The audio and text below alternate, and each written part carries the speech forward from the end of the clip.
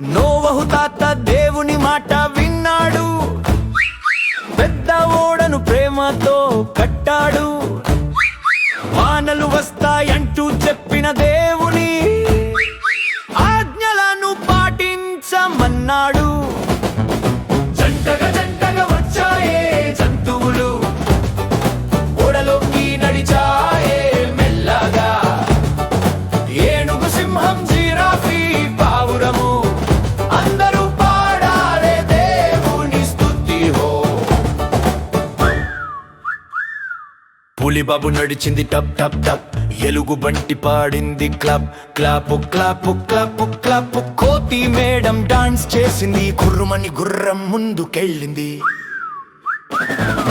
జంటగా జంటగా వచ్చాయే జంతువులు, ఓడలోకి నడిచాయే మెల్లగా. ఏనుగు, సింహం, జిరాఫీ, పావురము అందరూ పాడారే దేవుని స్తుతి హో.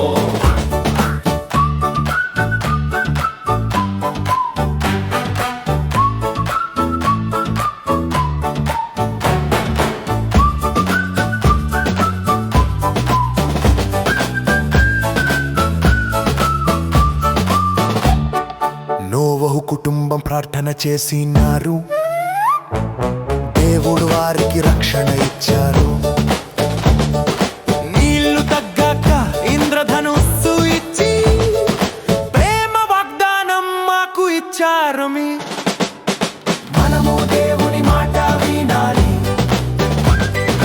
ప్రతిరోజు ఆయన మార్గములోనే నడవాలి.